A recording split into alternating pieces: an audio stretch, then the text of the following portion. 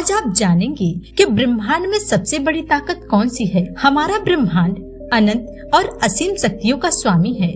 ब्रह्मांड के सबसे बड़ी ताकत के बारे में हमारे वेद पुराण और ग्रंथों में विस्तार से बताया गया है। मानव जीवन की आरंभिक सभ्यताओं का आज के मनुष्य के पास जो प्रमाणित प्रबोध तथ्य हैं, उनके आधार पर यह कहा जा सकता है कि मनुष्य ने हर बीतती सदी के साथ अनगिनत वैज्ञानिक उपलब्धियां अर्जित की और वह उसी के अनुसार अपना दैनिक जीवन जीता रहा। परंतु इतना ज्ञान विज्ञान प्राप्त करने और इतनी प्रगति करने के बाद भी ब्रह्मांड की परम गुप्त सत्य तक पहुंचना संभव नहीं हो सका। इस युग के वैज्ञानिकों को लगता है कि वे केवल विज्ञान के प्रयोगों के आधार पर ब्रह्मांड के अंतिम सत्य तक पहुंच जाएंगे। वास्तव में ऐसा होना संभव नहीं होगा। इसको समझने के लिए हमें यह समझना होगा कि ब्रह्मांड क्या है। हमारा ब्रह्मांड अनंत और असीम शक्तियों का स्वामी है। ब्रह्मांड में ऐसी अद्भुत और चमत्कारी शक्तियाँ हैं जिसकी आप कल्पना भी नहीं कर सकते हैं। पृथ्वी के अतिरिक्त जितने भी ग्रह, उपग्रह, खगोलीय पिंड और सामान्य मनुष्य की कल्पना से परे जाकर खोजे गए ब्रह्मांडी आवरण हैं। वास्तव में ब्रह्मांड उतने में ही समाहित नहीं होता। वैदिक और आध्यात्मिक साधना के बाद भारतीय ऋषियों, मुनियों, तपस्वियों व साधकों ने माना है कि ब्रह्मांड के वास्तविक केंद्र किसी भी जीव को पंच तत्वों से युक्त उसके जीवित तन के साथ कभी नहीं दिखाई दे सकती। पृथ्वी को छोड़कर ब्रह्मांड के सभी वास्तविक केंद्र और स्थान केवल जीवात्मा को दृश्य श्रव्य होते हैं। ब्रह्मांड के गुप्त दुर्गम अनुभव जीवात्मा को भी तब प्राप्त होते हैं जब तक वह भूलोक में अपनी पूरी जीवितावस्था में आध्यात्म वशीभूत हो सांसारिक कल्याण की भाव तरंगों से संबंध नहीं। वेद शास्त्रों के अनुसार यह ब्रह्मांड अंडाकार है। हमारे ब्रह्मांड का ठोस तत्व जल या बर्फ और उसके बादलों से घिरा हुआ है। जल से भी 10 गुना ज्यादा यह अग्नि तत्व से घिरा है और इससे भी 10 गुना ज्यादा यह वायु से घिरा हुआ है। माना जाता है कि वायु से 10 गुना ज्यादा यह आकाश से घिरा हुआ है और आकाश जहाँ तक प्रकाशित होता है वहाँ से यह 10 गुना ज्यादा तामस अंधकार से घिरा हुआ है और यह तामस अंधकार अपने से 10 गुना ज्यादा महतत्व से घिरा हुआ है जो अस्मित, अपरिमेय और अनंत है। यह अनंत से ही पूर्ण की उत्पत्ति होती है और उसी से उसका पालन और अंततः यह ब्रह्मांड उस अनंतों में ही लीन हो जाता है। उसके उल्टे क्रम में समझिए, महत से घिरा अनंत तामस अंधकार और उससे ही घिरे आकाश को स्थान और समय कहा जाता है।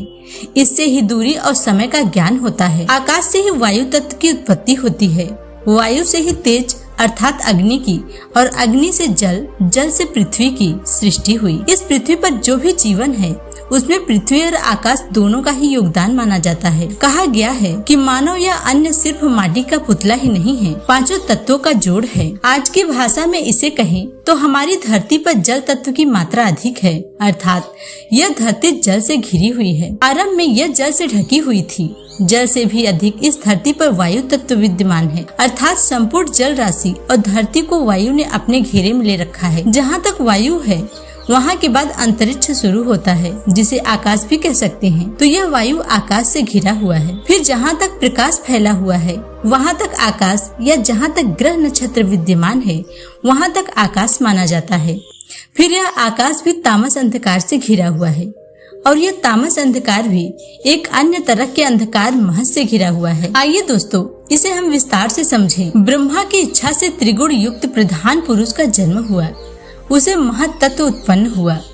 सृजन की इच्छा से प्रेरित होकर अव्यय अव्यक्ता में प्रवेश करके यह आत्मा से अधिष्ठित हो गया। इससे प्रकट सृष्टि को एक रूप आकार मिला। तत्पश्चात महत से संकल्प वृत्ति सात्विक अहंकार उत्पन्न हुआ। फिर त्रिगुण रजोधिक अंधकार का जन्म हुआ। फिर रजोगुण से आवृत तामसा अहंकार का जन्म हुआ। अहंकार से भूत तन्मात्राएं और उससे अव्यय आकाश उत्पन्न हुआ। तन्मात्राओं से होकर सर्ग हुआ। फिर आकाश से स्पर्श, स्पर्श से वायु, वायु से रूप, रूप से अग्नि, अग्नि से रस और रस से जल, जल से गंध मात्र धारा उत्पन्न हुई। स्पर्श आकाश को घेरे रहता है और रूप मात्रा को क्रियात्मक वायु वहन करता है। विवाह वसु रस मात्र को घेरे रखता है और सब रसों से युक्त जल गंध मात्र को आवृत किए रहता है। हमारी पृथ्वी 5 गुणों वाली है।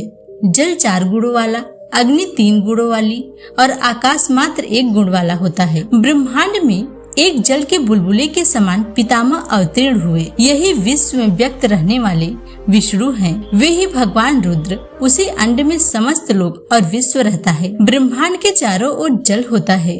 जल के चारों ओर तेज आवृत रहता है। यह जल से 10 गुना होता है। तेज से 10 गुनी वायु इसे आवृत करती है और वायु से 10 गुना आकाश वायु को आवृत करता है। अहंकार आकाश को घेरे रहता है और महत तत्व के प्रधान तथा शब्द हेतु स्वयं आवृत होता है। इस प्रकार यह ब्रह्मांड मुख्यतः 7 आवरणों से युक्त होता है।